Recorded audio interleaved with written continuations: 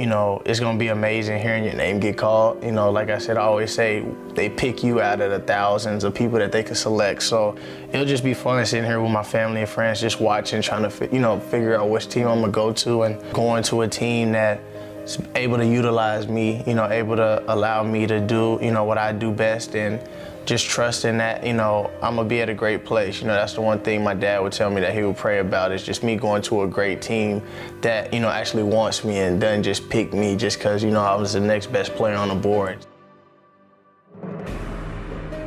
My name's Tyler Lockett, and this is my story. Can't hardly imagine, Mark, what it'll be like for Kevin Lockett today to watch his son play. I know you have a daughter. She's only 2. You're a little ways away from having her play college sports, but any idea what Kevin might be feeling today watching his son play?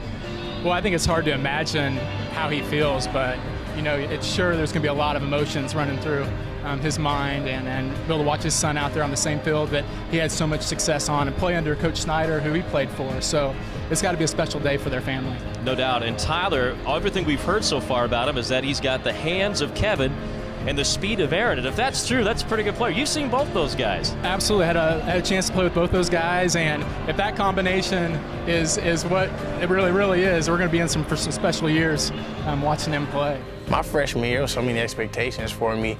You hear articles, he got the hands of his dad, speed of his uncle. I mean, dad was the best receiver, uncle was one of the top returners. I started getting too caught up in the expectations for me as far as just what everybody was expecting me to be like my dad. It was expecting me to be like my uncle, so I was just kind of like, you know, I can't do this. And like, not too many people know at one point I was about to leave. Cause I told them I didn't listen to my mom or dad. They was trying to like encourage me, and so I was like, nah, I'm out. Like, I said, I can't. I said I should have redshirted. I should have went. I'd go to a school back at home. I was like, get me away from the legacy, all of that type of stuff. And my uncle would just be like, just wait, you know, just wait. Like, your time is gonna come. Lockett waiting back deep. So 14-7 lead for the Red Raiders. And a returnable one down the middle. It'll be Lockett from the 1. Nice lane over the right side. Angles it beautifully up the middle. He might go the distance. Do they have an angle? He's completely run away from them. Lockett's in. Touchdown K-State. You know, and then they finally threw me out there against Texas Tech due to injury, so I started. In one play, they put me back there, and then I ran it back. And I was just kind of like, oh my goodness, like I'm ready now. And then they kept me back there, and then KU, I ran it back. And I mean, after that, that's when everything started changing. He's got one to beat. 45 stays in bounds. Down the sideline, Tyler Lockett. Oh, mama, touchdown Wildcats. What patience he showed, letting his blocking set up for him. Man, unbelievable effort. Klein has time to the end zone, man open, touchdown. Tyler Lockett, the true freshman out of Tulsa, Oklahoma, catches a 20-yard strike from Klein. First career touchdown reception for Lockett.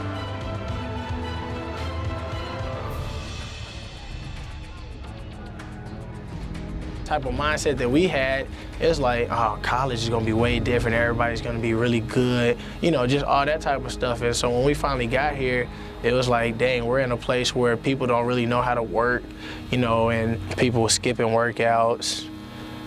People, when they did come here and worked out, it was like, man, we doing too much, like, you know, stuff like that. I know when we first came in, I was like, we should have went somewhere else if they don't want to work hard. Like, that's all we did was work hard.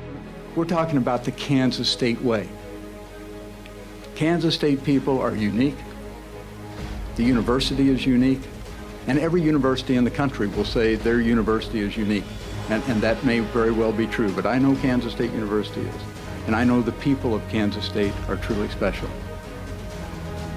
And the people of Kansas State are a different type, perhaps, than you might find on the East Coast and the West Coast. We all know this to be blue collar.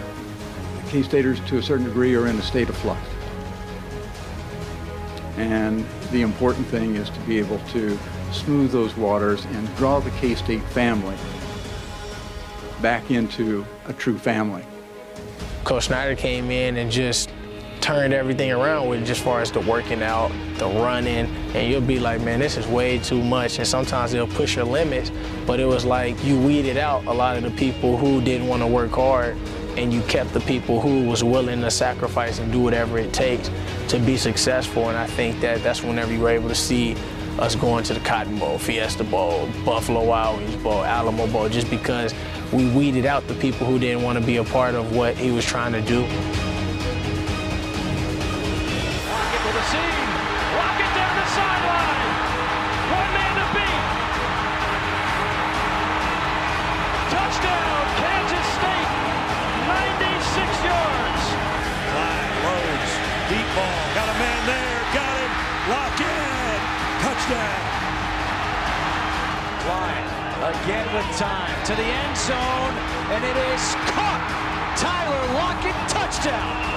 They're the number 7 ranked team in the country for a reason. They respond, a 34-yard touchdown pass to Tyler Lockett. Here it is, Tyler Lockett of Kansas State from the end zone. He's got an alley. Here comes Lockett. Look out. He can move. Touchdown, 100 yards. Tyler Lockett of the famous Lockett family. What a wedge created by Kansas State, and he doesn't need a lot of room. There's nobody on that side. Look at the kicker, Sharp. He actually runs out of the way of Lockett to open it up for him. Here's Waters. Lofting one up. He's got a receiver, and it's caught. Lockett. Whoa! 70 big ones. Touchdown Wildcats. Yes, they are zombies. Wide receivers have an expression. It's called, when we're even, we're leaving. What helped me was just being able to forget about everything that everybody else was saying and just kind of focusing on just playing for God, and just that caused me to have peace, because I wasn't trying to live up to my dad's expectations or my uncle, because I was like, we're all different.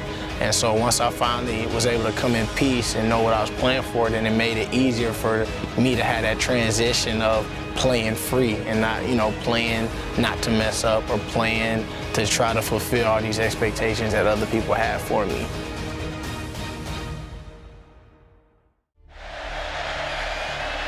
Waters, the fade to Lockett, and he got it. Touchdown. 8-yard touchdown pass. And that breaks Dad's record.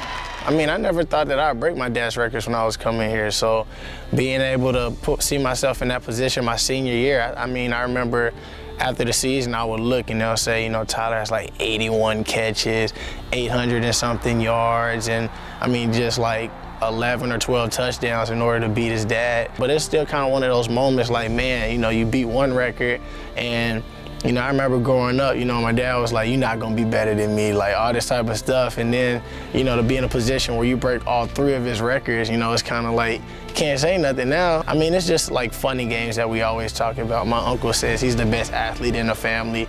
Every time people ask me, I say, let the fans, let the family, let the friends, let all of them say who they think the best athlete is.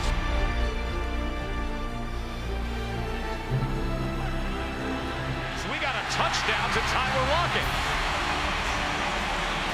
UCLA just sleptwalk over the course of the past minute. It didn't really hit me until the end of the game. I think when I scored that last touchdown, I was just kind of dang. And then I took a knee, and then I started praying, and I was about to start crying because Jake and everybody ran up on me, and they was like, man, I love you, bro. And then Cody Whitehair and everybody was just running man, I love y'all. And it was a real sad moment, because you can't laugh. You can laugh when you're looking back, but in the moment it was just real sad. It was a ending of everybody just came together and hugged for the last time.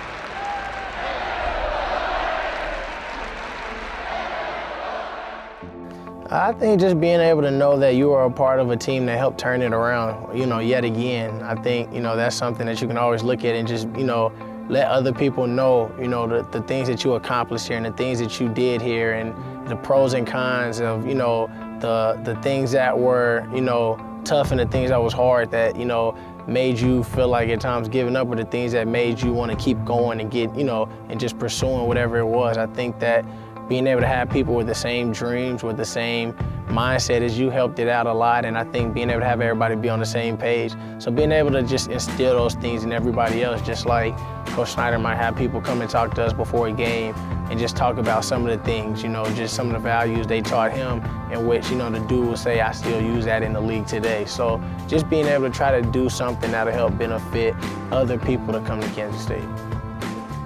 I'd like to tell the fans just thank you for all the support and everything that you have done, especially in my career, and I know I can speak for everybody else.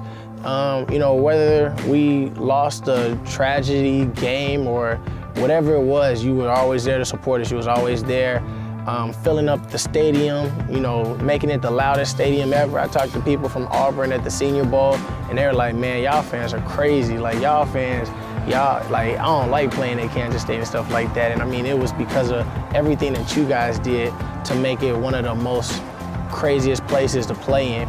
And you guys are, a part of our family, and you always will be.